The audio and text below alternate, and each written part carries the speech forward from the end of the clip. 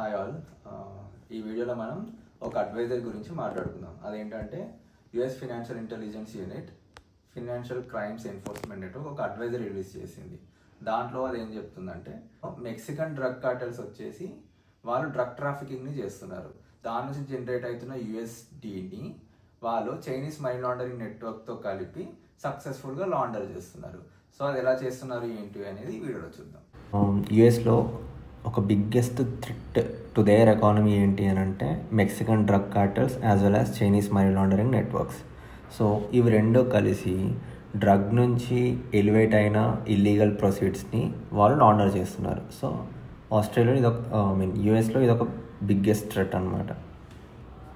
Okay, so ఈ advisory కూడా దాని గురించే మాట్లాడుతున్నారు. సో దీంట్లో కొన్ని టర్మినాలజీస్ అబ్రివేషన్స్ ఉన్నాయి. సిఎంఎల్ఎన్ అంటే Chinese money laundering network. Important abbreviations మాత్రమే చెప్తున్నా. So TCO Mexico based transnational criminal organisations. PML professional money launderers. Okay, so ఇది ఒక 15 పేజ్ అడ్వైజరీ అండి. బట్ దీంట్లో మనం ఓన్లీ ఇంపార్టెంట్ టర్మ్స్ మాత్రమే ఇంపార్టెంట్ థింగ్స్ మాత్రమే మనం చూద్దాము. ఎందుకంటే హోల్ 15 పేజ్ డాక్యుమెంట్ మనకు అంత అవసరం లేదు. బట్ ఏదైతే మనకు ఇంపార్టెంటో as a transaction monitoring analyst అది మాత్రం తెలుసుకుందాం. సో బేసిక్గా వీళ్ళ ఫోకస్ ఏంటంటే మెక్సికన్ డ్రగ్ కార్టెల్స్ బేసిక్గా వాళ్ళ జాబ్ ఏంటంటే యుఎస్లో డ్రగ్స్ని సేల్ చేస్తే వాళ్ళకి కొన్ని ఇల్లీగల్ ప్రొసీడ్స్ వస్తాయి. సో దాన్ని చైనీస్ మనీ లాండరింగ్ నెట్వర్క్ని యూజ్ చేసుకొని లాండర్ చేస్తున్నారు. సో అది ఎలా చేస్తారు, మరి చైనీస్ మనీ లాండరింగ్ నెట్వర్క్ ఏంటి అనేది చూద్దాం క్లియర్గా. వాళ్ళ టార్గెట్ ఎవరు అని అంటే చైనా నుంచి యుఎస్కి వచ్చి హైయర్ స్టడీస్ కోసం వచ్చే ఈ చైనీస్ ఇండివిజువల్సే వాళ్ళ టార్గెట్. సో వీళ్ళు చైనీస్ మనీ లాండరింగ్ నెట్వర్క్ వాళ్ళు ఓన్లీ చైనీస్ పాస్పోర్ట్ హోల్డర్స్ని మాత్రమే వీళ్ళ నెట్వర్క్లో యాడ్ చేసుకుంటారు. అది ఎలా అని అంటే ఇక్కడికి స్టడీ పైన వచ్చిన చైనీస్ పాస్పోర్ట్ హోల్డర్స్ని లేదా ఇక్కడ పర్మనెంట్ రెసిడెంట్స్గా ఉన్న చైనీస్ పాస్పోర్ట్ హోల్డర్స్ని మాత్రమే వీళ్ళు టార్గెట్ చేస్తారు. ఎందుకు బేసిక్గా ఈ చైనీస్ వాళ్ళనే టార్గెట్ చేస్తారు అంటే సో బేసిక్గా మనకు as per people's republic of China వాళ్ళకు కొన్ని కరెన్సీ కంట్రోల్స్ ఉంటాయి ఇక్కడ చూస్తున్నట్టు. ఓకే, సో వాళ్ళ కరెన్సీ కంట్రోల్స్ ఏంటనంటే at any point of time at any point in a year వాళ్ళు $50,000 కన్నా ఎక్కువ తీసుకొచ్చుకోలేరు. సో ఆ $50,000 మాత్రం ఇక్కడ వాళ్ళకి సరిపోవు అనమాట. చైనీస్ స్టూడెంట్స్ ఇప్పుడు ఎవరైతే వచ్చి చదువుకోవడానికి వచ్చారో వాళ్ళకు ఆ అమౌంట్ సరిపోదన్నమాట. సో బేసిక్గా వాళ్ళు ఏం చేస్తారు అంటే వాళ్ళ ఫ్యామిలీ మెంబర్స్ త్రూనే డిఫరెంట్ ఇండివిజువల్స్ త్రూ కొంత ట్రాన్స్ఫర్ చేయించుకుంటారు బియాండ్ 50,000 క్లోజ్ టు $50,000. వాళ్ళకి నీడీ ఉన్నప్పుడు అక్కడ నుంచి తీసుకుంటారు అనమాట వాళ్ళ ఫ్యామిలీ మెంబర్స్ నుంచి. సో ప్రతి ఒక్కరు అలా చేయలేరు. సో అందుకోసం అని చెప్పి Chinese money laundering networks Chinese ఇండివిజువల్స్ని టార్గెట్ చేసి మెక్సికన్ డ్రగ్ కార్టెల్స్తో టైఅప్ పెట్టుకొని వాళ్ళ దగ్గర ఉన్న $ని ఈ చైనీస్ ఇండివిజువల్స్ త్రూ లాండర్ చేయిస్తారు. ఎలా అనంటే ఆ చైనీస్ ఇండివిజువల్స్ని మనీ మ్యూల్స్ లాగా చూసుకుంటారు. సో మనీ మ్యూల్ అంటే ఏంటో మీ అందరికీ తెలుసు. సో బేసిక్గా వాళ్ళు చైనీస్ ఇండివిజువల్స్ చైనీస్ స్టూడెంట్స్ ఒక కమిషన్ వస్తుంది అని చెప్పి ఈ చైనీస్ మనీ లాండరింగ్ నెట్వర్క్ వాళ్ళు ఏ వర్క్ చెప్తే ఏ పని చెప్తే అది చేస్తారు. ఎలా అనంటే సో అండ్ సో అకౌంట్కి so and so amount transfer చేయండి, కొంత కాంపెన్సేషన్ ఉంచుకోండి మీ అకౌంట్లో అని చెప్తారు. సో బ్యాక్గ్రౌండ్లో వాళ్ళకి అసలు అది ఎందుకు పర్పస్ ఆఫ్ ట్రాన్సాక్షన్ ఏంటనేది తెలియదు. వాళ్ళకి ఏంటి అని అంటే $, కావాలి అక్కడ లివింగ్ బీయింగ్ కోసం. సో ఆ $, కోసం కొంత కాంపెన్సేషన్ వాళ్ళు ఉంచుకొని సో అది ఈజీగా ఎర్న్ చేసిన మనీ అనమాట వాళ్ళకి. సో అలా ఉంచుకొని మిగతా అమౌంట్ని ఈ చైనీస్ మనీ లాండరింగ్ నెట్వర్క్ ఎట్టు చెప్తే అక్కడికి ట్రాన్స్ఫర్ చేస్తారు. సో ఈ చైనీస్ మనీ లాండరింగ్ నెట్వర్క్స్ వల్ల మేజర్ గోల్ ఏంటి అని అంటే లార్జ్ సమ్ ఆఫ్ USDని వాళ్ళు స్టోర్ చేసుకుంటారు. ఎక్కడి నుంచి మెక్సికన్ డ్రగ్ కార్టెల్స్ నుంచి. అలా తీసుకొని సో చైనా పీపుల్ యొక్క రిస్ట్రిక్షన్స్ ఉన్నాయి కాబట్టి దాన్ని వాళ్ళు అడ్వాంటేజ్ తీసుకొని ఈ లాండరింగ్ అనేది సక్సెస్ఫుల్గా చేస్తారనమాట. సో దీంట్లో బేసిక్గా 2 థింగ్స్, ఇన్ఫార్మల్ వాల్యూ ట్రాన్స్ఫర్ అని ఒకటి ఉంటుంది, trade based money laundering schemes అని కొన్ని ఉంటాయి. So informal value transfer system ఏంటనంటే ఒకప్పుడు మనం వినే ఉంటాం హవాలా హుండీ ట్రాన్సాక్షన్స్ అని, physical movement of money. So ఆ ఇన్ఫార్మల్ వాల్యూ ట్రాన్స్ఫర్ సిస్టమ్ అనేది అంత ఈజీ కాదు. ఎందుకంటే ఇప్పుడు ఎక్కడ చూసినా రిస్ట్రిక్షన్స్ ఉన్నాయి. కస్టమ్స్ క్లియరెన్స్ కావాలి, so dollar value or any other form of currency carry చేయాలంటే. సో దీన్ని అవాయిడ్ చేయడానికి, ఎందుకంటే ఇప్పుడు చెప్పినట్టుగా పీపుల్స్ రిపబ్లిక్ ఆఫ్ చైనా వాళ్ళకి కొన్ని కంట్రోల్స్ ఉన్నాయి. వాళ్ళు $50,000 కన్నా ఎక్కువ తీసుకొచ్చుకోలేరు. సో ప్లస్ ఈ మెక్సికన్ డ్రగ్ కార్టెల్స్ కూడా సో వాళ్ళు యూఎస్డి ఎటు ఏ ఫారెన్ కంట్రీస్ అయినా అదర్ జ్యూరిడిక్షన్స్ క్యారీ చేయాలన్నా వాళ్ళకు ఈ లిమిటేషన్స్ ఉన్నాయి. సో దీన్ని అవాయిడ్ చేయడానికి ఈ 2 నెట్వర్కింగ్ గ్రూప్స్ టైఅప్ అయ్యి ఇలా మొత్తానికైతే ఈ మెక్సికన్ డ్రగ్ కార్టెల్స్ ఎవరైతే వాళ్ళు ఇల్లీగల్ సోర్స్ ఆఫ్ ఫండ్స్ని ఎర్న్ చేస్తున్నారో దాన్ని సక్సెస్ఫుల్గా లాండర్ చేస్తున్నారు అనమాట ఈ చైనీస్ మనీ లాండరింగ్స్తో టైఅప్ పెట్టుకొని. సో అసలు మనకు మెక్సికన్ డ్రగ్ కార్టెల్స్కి మరి ఈ ఛాలెంజ్ ఎందుకు? ఇప్పుడు వాళ్ళు డ్రగ్స్ని ఆల్రెడీ సేల్ చేసి ఈ ఇల్లీగల్ ఫండ్స్ని అయితే ఎర్న్ చేశారు. మరి వాళ్ళు డైరెక్ట్గా వాళ్ళు మెక్సికో కంట్రీకి ట్రాన్స్ఫర్ చేసుకోవచ్చు కదా. వాళ్ళు కూడా కరెన్సీ రిస్ట్రిక్షన్స్ ఉంటాయి. ఇప్పుడు గవర్నమెంట్ ఆఫ్ మెక్సికో ఏం చెప్పిందంటే, సో బేసిక్గా 2010లో 2014లో వాళ్ళు రివైజ్ చేసుకున్న రూల్స్ని బట్టి వాళ్ళ మెక్సికన్ ఫైనాన్షియల్ ఇన్స్టిట్యూషన్స్కి లార్జ్ అమౌంట్స్ ఆఫ్ యూఎస్డి అనేది ట్రాన్స్ఫర్ అవ్వలేవు. సో వాళ్ళు పెసోస్ని మాత్రమే ట్రాన్స్ఫర్ చేసుకోగలరు. సో అందుకే చైనీస్ మనీ లాండరింగ్ నెట్వర్క్స్కి ఏమో యూఎస్డి కావాలి, మెక్సికన్ డ్రగ్ కార్టెల్స్కి పెసోస్ కావాలి. సో వీళ్ళిద్దరి మధ్యలో ఆ కరెన్సీ ఎక్స్చేంజ్ అని జరుగుతుంది. సో ఈజీగా మెక్సికన్ డ్రగ్ కార్టెల్స్ పెసోస్ని ట్రాన్స్ఫర్ చేసుకోవచ్చు. చైనీస్ మనీ లాండరింగ్ నెట్వర్క్ వాళ్ళు వీళ్ళ దగ్గర కొంత కమిషన్కి తీసుకొని చిన్న చిన్న కమిషన్ స్టూడెంట్స్కి ఇచ్చేసి అలా ఫండ్స్ని లాండర్ చేస్తారనమాట. సో ఈ 5th పేజ్లో చూసుకుంటే financial typologies associated with Chinese money laundering networks laundering illicit proceeds. So ఇందాక చెప్పుకున్నట్టు వీళ్ళు ఒక మిర్రర్ ట్రాన్సాక్షన్ని ప్రాసెస్ చేసుకుంటారు. ఎలాగా ఇక్కడ ఎగ్జాంపుల్గా ఏమి ఇచ్చానంటే, for example, once a US based Chinese money laundering network receives USD from a cartel for laundering, it coordinates with Mexico based Chinese money laundering counterparts who conduct a reciprocal or mirror transaction. So US based Chinese money laundering networks USDని receive చేసుకుంటారు. ఎక్కడి నుంచి? Mexican drug cartel నుంచి. At the same time Mexican drug cartel వాళ్ళకి pesos ఇస్తారు, equivalent amount of pesos. But దాంట్లో కొంత nominal fee వీళ్ళు ఉంచుకుంటారు కంపన్సేషన్ లాగా. సో ఇది ఇన్ఫార్మల్ వాల్యూ ట్రాన్స్ఫర్ వీళ్ళ మధ్యలో జరుగుతుందన్నమాట. So kind of direct currency exchange between these 2 groups. So ఈ మిర్రర్ ట్రాన్సాక్షన్స్ వల్ల సో డైరెక్ట్గా క్రాస్ బార్డర్ క్యాష్ స్మగ్లింగ్ అనే రిస్క్ ఇన్వాల్వ్ అయిపోయిందనమాట. సో ఈ మిర్రర్ ట్రాన్సాక్షన్ వల్ల మనకు cross border bulk cash smuggling అనేది అవాయిడ్ చేయొచ్చు. ఎందుకనంటే ఇక్కడ ఎర్న్ చేసిన యూఎస్డి అనేది వాళ్ళు మెక్సికన్ ఫైనాన్షియల్ ఇన్స్టిట్యూషన్స్కి పంపించుకోవట్లేదు. ఎట్ ద సేమ్ టైం వీళ్ళు ఈ మిర్రర్ ట్రాన్సాక్షన్ చేయడం వల్ల ఇక్కడ ఈ Chinese money laundering network and Mexican drug cartels మధ్య మాత్రమే ఈ ఫైనాన్షియల్ ఎక్స్చేంజ్, కరెన్సీ ఎక్స్చేంజ్ అనేది జరుగుతుందన్నమాట. సో దాన్ని బట్టి అసలు బార్డర్స్ అనేది అసలు క్రాస్ అవ్వట్లేదు ఇక్కడ ఇల్లీగల్లీ ఎర్న్డ్ ఫండ్స్. సో బేసిక్గా ఈ చైనీస్ మనీ లాండరింగ్ నెట్వర్క్స్ ఈ కార్టెల్స్ నుంచి అక్వైర్ చేసుకున్న యూఎస్డిని వాళ్ళు మళ్ళీ సేల్ చేయాలి. ఎలా? ఆ చైనీస్ సిటిజన్స్ వాళ్ళ కంట్రోల్స్ని అడ్వాంటేజ్ తీసుకోవడానికి, లేదా ఇక్కడ లార్జ్ సమ్ ఆఫ్ యూఎస్డిని చైనీస్ ఇండివిజువల్స్కి సెల్ చేస్తారు. ఈవెన్ బిజినెసెస్ ఎవరైతే ఆపరేట్ చేస్తున్నారో యూఎస్ఏలో చైనీస్ ఇండివిజువల్స్ వాళ్ళకు కూడా రిస్ట్రిక్షన్స్ వల్ల అనదర్ ఫార్మ్ ఆఫ్ యూఎస్డి అనేది రాదు. బికాస్ వస్తే ఫ్యామిలీ మెంబర్స్ నుంచే రావాలి.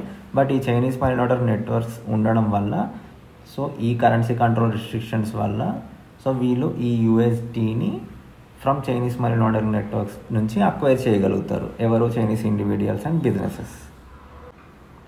సో వన్స్ ఈ చైనీస్ మనీ లాండరింగ్ నెట్వర్క్స్ ఆ డ్రగ్ కార్టెల్స్ నుంచి అక్వైర్ చేసుకున్న యూఎస్డిని US depository system, US depository ఇన్స్టిట్యూషన్స్లో డిపాజిట్ చేస్తారు. ఎవరి త్రూ? Chinese nationals or businesses through deposit చేస్తారు. సో వీళ్ళని యూజ్ చేసుకోవడం అనే దాన్ని మనీ మ్యూల్ అని అంటారు ఇక్కడ. సో మరి మనీ మ్యూల్స్ బేసిక్ ఎవరు? They target the individuals with the age group of between 25 to 35.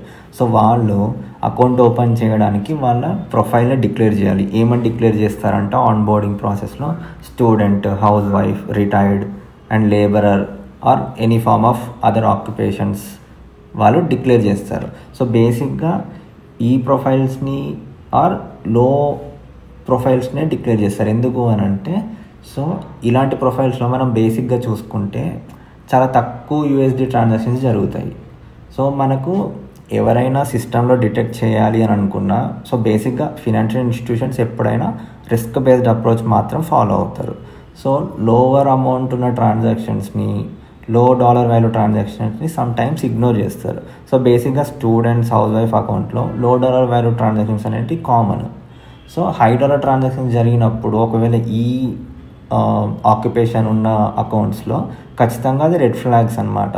So వాళ్ళు further suspicious activity reports file చేసే ఛాన్సెస్ ఎక్కువ ఉంటాయి. బట్ ఈ మనీ మ్యూల్స్ ఎందుకు ఇప్పుడు స్టూడెంట్స్కి చాలా ఎక్కువ మొత్తంలో USD అవసరం పడదు. సో చిన్న చిన్న అమౌంట్స్ ఫీగా తీసుకొని మాత్రమే చిన్న అమౌంట్స్ మాత్రమే ట్రాన్సాక్షన్ చేస్తారు. సో బేసిక్గా లో ఓవర్ సైట్ ఉంటుంది అని చెప్పి ఇలాంటి ఆక్యుపేషన్స్ మాత్రమే డిక్లేర్ చేస్తారు. బట్ స్టిల్ మనము రిపీటెడ్గా ఇలాంటి యాక్టివిటీ జరిగితే మాత్రం ఖచ్చితంగా అదొక రెడ్ ఫ్లాగ్ అవుతుంది. బట్ ఏంటంటే ఎవ్రీ టైం ఒకే ఇండివిజువల్తో ఎక్కువ చేయించకపోవచ్చు Chinese money laundering networks. Because వాళ్ళకు ఆల్రెడీ ఆ కనెక్షన్లో అడ్వర్టైజింగ్ ద్వారా సర్టెన్ అడ్వర్టైజ్మెంట్స్ ఆర్ వాళ్ళ పర్సనల్ నెట్వర్క్స్ యూజ్ చేసుకొని ఈ USD అనేది ఈ చైనీస్ ఇండివిజువల్స్కి ఆర్ బిజినెస్ ఇండివిజువల్స్కి సెల్ చేస్తారనమాట. సో వాళ్ళు దాని త్రూ వాళ్ళ బిజినెస్లో ఆ అమౌంట్ని కోమింగిల్ చేసి in case if business people అయితే అలా వాళ్ళు ఆ ట్రాన్సాక్షన్స్ని సక్సెస్ఫుల్గా USDని ఏవైతే ఇల్లీగల్గా ఓన్ చేసిన USDని వాళ్ళు సక్సెస్ఫుల్గా లాండర్ చేస్తారనమాట. సో కొన్నిసార్లు ఈ చైనీస్ మనీ లాండరింగ్ నెట్వర్క్స్ ఏం చేస్తారంటే ఫోర్ఫీటెడ్ చైనీస్ పాస్పోర్ట్స్ కూడా వాళ్ళే క్రియేట్ చేసి అకౌంట్స్ కూడా ఓపెన్ చేయిస్తారనమాట.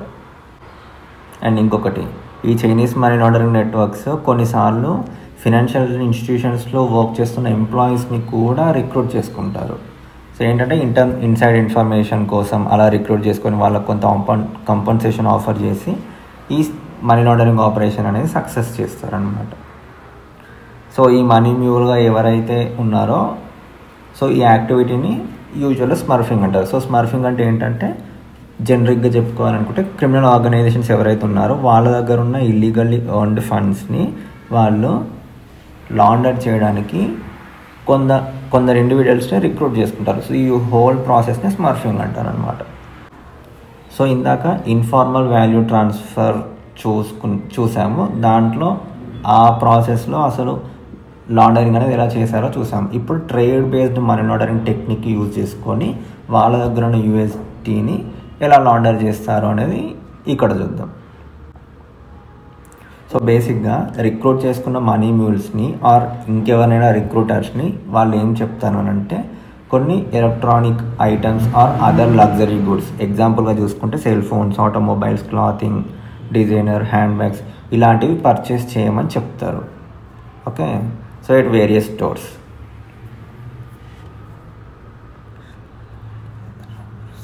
సో ఈ పర్చేజెస్ని ఎలా చేస్తారు వాళ్ళు? వాళ్ళ దగ్గర డ్రగ్ ప్రొసీడ్స్నే ఇచ్చి, ఎందుకంటే క్యాష్ ఎంతో కొంత యాక్సెప్ట్ చేస్తారు కదా స్టోర్స్లో. సో ఆ ఫిజికల్ US డాలర్స్ని ఈ మనీ లాండరింగ్ నెట్వర్క్ వాళ్ళు రిక్రూట్ చేసుకున్న ఇండివిజువల్స్కి ఇచ్చేసి సో ఏవైతే వచ్చిన డ్రగ్ ప్రొసీడ్స్ త్రూ వచ్చిన ఆ USDని వాళ్ళకి ఇచ్చేసి ఈ పైన చూపించినట్టుగా సెల్ ఫోన్స్, ఆటోమొబైల్స్ ఇలాంటివి వాళ్ళు పర్చేస్ చేస్తారు స్టోర్స్లో. ఆర్ఎల్స్ క్రెడిట్ కార్డ్స్ని యూస్ చేసుకున్నాక ఆ క్రెడిట్ కార్డ్ బిల్ పేమెంట్ని వాళ్ళు వైప్ ఆఫ్ చేయడానికి US డాలర్స్ కూడా యూజ్ చేసుకుంటారు. సో బేసిక్ ఇప్పుడు బిజినెస్ ఓనర్స్ ఉంటారు, వాళ్ళు కూడా వాళ్ళ బిజినెస్ క్రెడిట్ కార్డ్స్ ఉంటాయి. ఆ బిజినెస్ క్రెడిట్ కార్డ్స్ని వాళ్ళు పే చేయడానికి, ఆ బిల్ని పే చేయడానికి ఈ USD వాళ్ళకి యూజ్ చేసుకుంటారు అనమాట. సో అలా సో వన్ సక్సెస్ఫుల్గా గూడ్స్ పర్చేస్ చేశాక కొన్ని ఫ్రంట్ కంపెనీస్, షెల్ కంపెనీస్ అనేవి మనకు తెలుసు. అలాంటి కంపెనీస్ యూజ్ చేసుకొని ఈ పర్చేస్ చేసిన గూడ్స్ని వాళ్ళు వేరియస్ వేస్గా ఎక్స్పోర్ట్ చేస్తారనమాట. సో ఎక్స్పోర్ట్ చేసినప్పుడు ఆబ్వియస్లో ఒక బయర్ ఉంటాడు, వాళ్ళు మళ్ళీ కొనుక్కుంటారు. సో సక్సెస్ఫుల్గా అదొక జెన్యూన్ ట్రేడ్ ట్రాన్సాక్షన్ లాగా చూపిస్తుంటారు అనమాట.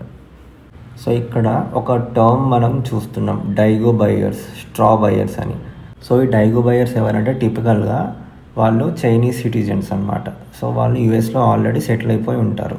సో వీళ్ళు ఏం చేస్తారనంటే, సో ఈ చైనీస్ మనీ లాండరింగ్ నెట్వర్క్స్తో ఆల్రెడీ టైఅప్ ఉంటుంది.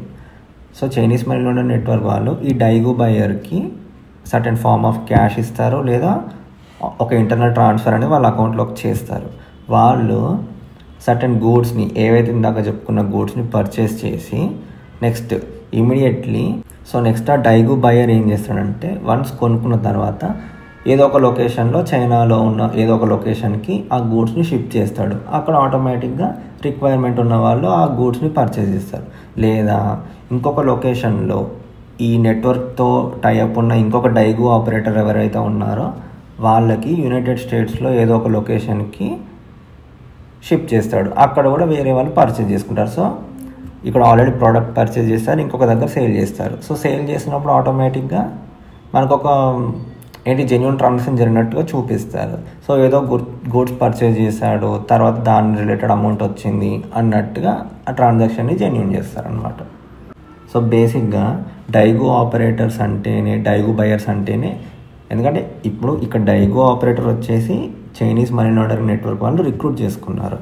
సో దాని అర్థం ఏంటంటే, ఎవరో ఒక group, on behalf of one group ఈ డైగో ఆపరేటర్ వర్క్ చేస్తాడు అనమాట. ఇతను ఓన్గా పర్సనల్ ట్రాన్సాక్షన్ ఏది చేయడు, ఏదో ఒక గ్రూప్ కోసం మాత్రమే చేస్తాడనమాట. అందుకే డైగో బయర్ అంటారు. సో పర్టికులర్గా ఇది చైనీస్ టర్మ్. సో ఇప్పుడు ఫిన్సెన్ వాళ్ళు ఇలాంటి ట్రాన్సాక్షన్స్ చాలా చూస్తున్నారు. సో ఫర్దర్గా మనము సక్సెస్ఫుల్గా డిటెక్ట్ చేయడానికి కొన్ని రెడ్ ఫ్లాగ్స్ని అయితే వాళ్ళు ఐడెంటిఫై చేసి ఇక్కడ చూపిస్తున్నారు అనమాట. సో మనం కూడా ఎప్పుడైనా ట్రాన్సాక్షన్ మానిటరింగ్ చేసినప్పుడు ఇలాంటి రెడ్ ఫ్లాగ్స్ మనకు కనిపిస్తే సో మనం ఐడెంటిఫై చేయొచ్చు, ఎస్ ఇది ఒక Chinese money laundering network, they are operating and these guys would be the money mules who are transacting on behalf of this Chinese money laundering network. So ఇక్కడ చూసుకుంటే first red flag, especially a customer who presented Chinese passport ఇచ్చాడు. So onboarding ప్రాసెస్లో ఆన్బోర్డింగ్ అయ్యేటప్పుడు Chinese passport ఇచ్చాడు అనమాట. But అతను report చేసిన ఇన్కమ్ ఆర్ ఆక్యుపేషన్కి రిలేటెడ్గా ఇక్కడ ట్రాన్సాక్షన్స్ ఏం జరగట్లేదు అనమాట. సో అన్ఎక్స్ప్లెయిన్డ్ వెళ్తుంది అనమాట. సో అది అన్ఎక్స్ప్లెయిన్డ్ వెళ్తే ఎందుకంటే రెగ్యులర్లీ అతని అకౌంట్లోకి ఫండ్స్ వస్తూనే ఉన్నాయి, which is not related to his declared occupation or income. అతని సోర్స్ ఆఫ్ ఫండ్స్ కూడా అడిగితే వాళ్ళు చెప్పలేరు అనమాట. అది చూసినా కూడా లెజిటిమేట్ సోర్స్ ఆఫ్ ఇన్కమ్ లాగా మనకు కనిపించదు. సో ఇది ఒక రెడ్ ఫ్లాగ్ అనమాట. అండ్ ఇంకొకటి, సో మనం ఇందాక చెప్పుకున్నట్టు ఫోర్ఫీటెడ్ పాస్పోర్ట్స్, డూప్లికేట్ పాస్పోర్ట్స్ కూడా ఉండే ఛాన్సెస్ ఉంటాయన్నమాట. సో వాళ్ళు ఎప్పుడైతే ఆన్బోర్డింగ్ చేసేటప్పుడు పాస్పోర్ట్ వీసా ఇస్తారు. సో బేసిక్గా మనకు పాస్పోర్ట్ వీసా ఉంటే కొంచెం ఓల్డ్ ఫొటోస్ ఉండాలి, ఎందుకంటే అప్పటికప్పుడు మనం తీసుకోం కదా, కొన్ని ఇయర్స్ బ్యాక్ తీసుకుంటాం. బట్ అక్కడ పాస్పోర్ట్లో ఆర్ వీసాలో చూసుకుంటే అసలు అది అంటే పాత ఫోటో కాదు, కరెంట్ ఫోటో లాగానే కనిపిస్తుంది. సో అక్కడ కూడా ఒక రెడ్ ఫ్లాగ్ అనమాట అది. సో థర్డ్ రెడ్ ఫ్లాగ్ ఏంటంటే, అకౌంట్ ఓపెన్ చేసిన తర్వాత రెగ్యులర్గా క్యాష్ డిపాజిట్ జరుగుతూ ఉంటాయి. అంటే ఇది ఒక రెడ్ ఫ్లాగ్ అవుతాయి. రెగ్యులర్ క్యాష్ డిపాజిట్ జరుగుతాయి, లేదా wire transfers, tuition or living expenses అని unknown wire transfers unknown individuals నుంచి వస్తాయి. సో అల్టిమేట్గా వచ్చిన ఫీని ఈ ఇండివిజువల్ ఎవరైతే ఉన్నారో ఒక ట్యూషన్ ఫీ అనేది ఆల్రెడీ వచ్చింది. సో ఒక యూనివర్సిటీకి పే చేస్తే అది జెన్యూన్ ట్రాన్సాక్షన్ లాగా చూడొచ్చు. బట్ వచ్చిందేమో ట్యూషన్ ఆర్ లివింగ్ ఎక్స్పెన్సెస్ కోసం. బట్ ఇమీడియట్లీ వచ్చిన ఫండ్స్ని వేరే అన్నోన్ ఇండివిజువల్స్కి ట్రాన్స్ఫర్ చేస్తారనమాట. సో వచ్చింది అన్నోన్ ఇండివిజువల్స్ నుంచి, వెళ్ళేది కూడా అన్నోన్ ఇండివిజువల్స్కి మళ్ళీ. సో ఇది ఒక రెడ్ ఫ్లాగ్ అనమాట, ఎందుకంటే అక్కడ ప్రాపర్ యూసేజ్ ఆఫ్ అకౌంట్ అనేది as per the purpose of account అనేది జరగట్లేదు. సో స్టూడెంట్కి రిలేటెడ్ ప్రొఫైల్ ఇది ట్రాన్సాక్షన్స్ కావాలన్నమాట. సో అదొక రెడ్ ఫ్లాగ్. అండ్ ఫోర్త్ ఏంటంటే, చైనీస్ నేషనలే ఆన్బోర్డ్ అయ్యేటప్పుడు స్టూడెంట్, రిటైర్డ్, హౌస్ వైఫ్ అంటే ఎవరైనా అలాంటి లో ఆక్యుపేషన్స్ డిక్లేర్ చేస్తారు. బట్ వాళ్ళ అకౌంట్లో ట్రాన్సాక్షన్ చూస్తే మాత్రం అది చాలా హై అమౌంట్ ఆఫ్ ట్రాన్సాక్షన్స్ వస్తే వాళ్ళు ఆ వెల్త్ని ఎక్స్ప్లెయిన్ చేయకపోతే అది కూడా ఒక రెడ్ ఫ్లాగ్. సో ఇంకొక రెడ్ ఫ్లాగ్, అదే చైనీస్ నేషనల్ చాలా high frequency of US dollars అకౌంట్లోకి వచ్చాక ఇమీడియట్లీ దాన్ని ఒక రియల్ ఎస్టేట్కి పర్చేస్ చేసి, లేదా రియల్ ఎస్టేట్ వాళ్ళకు ఫేవర్గా cashier cheques as in demand drafts in India. So అలా చేస్తే కనుక, ఎందుకంటే అది అన్ఎక్స్ప్లెయిన్డ్ వెల్త్ కదా. ఇప్పుడు లో ప్రొఫైల్ ఉన్న ఆ అకౌంట్స్లో ఇంత హై డాలర్ యాక్టివిటీ జరిగితే అది obviously which is not in line with their occupation కదా. సో అందుకోసం అది కూడా ఒక రెడ్ ఫ్లాగ్ అనమాట. సో ఇలా చాలానే రెడ్ ఫ్లాగ్స్ ఉన్నాయి. సో మేజర్గా ఇవి red flags. In case Chinese money laundering network related transactions జరిగితే ఇవి సర్టన్ రెడ్ ఫ్లాగ్స్. అండ్ ఇక్కడ కూడా ఇంకొక రెడ్ ఫ్లాగ్ చూసుకుంటే, ఫ్రీక్వెంట్గా ఆ US dollars through cash through loans repay చేయడం, అదొక రెడ్ ఫ్లాగ్. సో ఇలా చాలా రెడ్ ఫ్లాగ్స్ ఉన్నాయి. సో ఇందాక చూసుకున్న రెడ్ ఫ్లాగ్స్ అన్నీ మనీ మ్యూర్ రిలేటెడ్ అనమాట. అంటే ఒక ఇండివిజువల్స్ వాళ్ళ అకౌంట్లో జరుగుతున్న ట్రాన్సాక్షన్ యాక్టివిటీని బట్టి ఎలా రెడ్ ఫ్లాగ్స్ ఉంటాయి అనేది మనం చూడొచ్చు.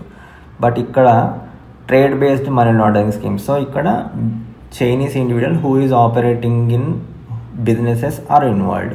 సో వాళ్ళు ఒకవేళ రెడ్ ఫ్లాగ్స్ అంటే వాళ్ళ అకౌంట్స్లో ఎలాంటి రెడ్ ఫ్లాగ్స్ ఉండొచ్చు అనేది చూసుకుందాం. సో ఒక చైనీస్ ఇండివిజువల్కి ఒక బిజినెస్ ఉండి రెగ్యులర్గా ఆన్లైన్ డిఫరెంట్ మార్కెట్ ప్లేసెస్ నుంచి డిపాజిట్స్ వచ్చి, మళ్ళీ అతని అకౌంట్ యాక్టివిటీ చూసుకుంటే ఆ బిజినెస్కి రిలేటెడ్ అసలు యాక్టివిటీ చాలా తక్కువ ఉంది, అసలు మొత్తానికి లేకపోవచ్చు. ఎందుకంటే ఇప్పుడు ఒక బిజినెస్ ఉంటే ఖచ్చితంగా కొంచెం రా మెటీరియల్ పర్చేజ్ చేస్తాము, ఇన్వెంటరీ పర్చేజ్ చేస్తాము. ఎందుకంటే మనకు day to day activity run అవ్వాలంటే చాలా వరకు inventory or purchase of small goods ఉంటాయి. అలాంటి ఏ యాక్టివిటీ లేక ఓన్లీ ట్రాన్సాక్షన్స్ రెగ్యులర్గా రిసీవ్ అవుతే మాత్రం అదొక రెడ్ ఫ్లాగ్. సో ఇంకొక రెడ్ ఫ్లాగ్ ఏంటంటే, ఆ అకౌంట్లో వాళ్ళు డిక్లేర్ చేసేది ఎట్లా ఉంటుంది అని అంటే, నేను ఏదో ఒక గూడ్స్ని ఫారెన్ కంట్రీస్కి సేల్ చేశాను, like Mexico, China, Hong Kong. So వాళ్ళ నుంచి ఆ కంట్రీస్ నుంచి రెగ్యులర్గా వైర్ ట్రాన్స్ఫర్స్ రిసీవ్ అవుతే అదొక రెడ్ ఫ్లాగ్. ఎందుకంటే అక్కడ చూసినట్టు బిజినెస్ ట్రాన్సాక్షన్స్ ఏం జరగట్లేదు, వేరే డెబిట్ యాక్టివిటీ చూసుకుంటే ఓన్లీ ఇలాంటి wire transfers including these countries జరుగుతున్నాయి అన్నమాట. సో ఇంకొక మేజర్ రెడ్ ఫ్లాగ్ ఏంటంటే, అతను డిక్లేర్ చేసిన ఇయర్లీ ఇన్కమ్ బట్ ఇక్కడ జరుగుతున్న యాక్టివిటీకి చాలా డిఫరెన్స్ ఉందన్నమాట. So drastic change in his income. So ఏంటంటే ఆ స్కేల్ ఆఫ్ బిజినెస్కి రిలేటెడ్గా ఆర్ సైజ్ ఆఫ్ బిజినెస్కి రిలేటెడ్గా ట్రాన్సాక్షన్ జరగకుండా చాలా ఎక్కువ మొత్తంలో జరిగితే కూడా అదొక రెడ్ ఫ్లాగ్ అనమాట. సో ఇంకొక బిజినెస్ ఏంటి, ఎలక్ట్రానిక్స్, అదర్ లగ్జరీ గూడ్స్లో రిలేటెడ్ బిజినెస్ అనమాట. బట్ వాళ్ళ అకౌంట్లో జరుగుతున్న యాక్టివిటీ ఏంటంటే multiple credit cards associated with various individuals. So వీళ్ళకు అతను పేమెంట్ చేస్తున్నాడు. బట్ ఇదేంటి, బిజినెస్ రిలేటెడ్. ఎందుకంటే ఒక బిజినెస్ ట్రాన్సాక్షన్స్ ఎలా ఉండాలి, బిజినెస్ రిలేటెడే ఉండాలి 90%. బట్ అలా కాకుండా వేరియస్ మల్టిపుల్ ఇండివిజువల్స్ ఒక క్రెడిట్ కార్డ్ పేమెంట్స్ ఇతను చేస్తున్నాడు అనమాట. So which is unrelated to the business. ఇది ఒక రెడ్ ఫ్లాగ్. సో ఇప్పుడు ఆ రెడ్ ఫ్లాగ్స్ అన్నీ చూసాం కదా. ఇన్ కేస్ మనకు ఒకవేళ ఆ రెడ్ ఫ్లాగ్స్ని ఐడెంటిఫై చేసి ఒకవేళ సస్పిషియస్ యాక్టివిటీ రిపోర్ట్ ఫైల్ చేయాలి అని అనుకుంటే మన సార్లో ఈ టర్మ్ ఇంక్లూడ్ చేయొచ్చు, CMLN 2025-0A003. ఇది రిఫర్ చేయడం వల్ల మనం ఇండైరెక్ట్గా డైరెక్ట్గా ఆ ఫినాన్షియల్ ఇంటెలిజెన్స్ యూనిట్ ఏదైతే ఉందో ఫిన్సెన్కి మనం చెప్తున్నట్టు ఇది ఒక Chinese money laundering network related activity లాగా ఉంది. సో అందుకే ఈ టర్మ్ యూజ్ చేసి మనం సస్పిషియస్ యాక్టివిటీ రిపోర్ట్ ఫైల్ చేస్తున్నాం. సో అదండి ఈ అడ్వైజరీ గురించి. ఇన్ కేస్ నెక్స్ట్ ఎప్పుడైనా ఏదైనా టాపిక్ మీద మాట్లాడాలి అన్నా, ఏదైనా మీకు దేని రిలేటెడ్ అయినా డౌట్స్ ఉండి ఒక టాపిక్ మీద చేయాలి అన్నా కామెంట్ సెక్షన్లో మెన్షన్ చేయండి, దాని గురించి నేను మాట్లాడతాను. ఓకే, ఈ లింక్ కూడా నేను డిస్క్రిప్షన్లో మెన్షన్ చేస్తాను. Okay, thank you.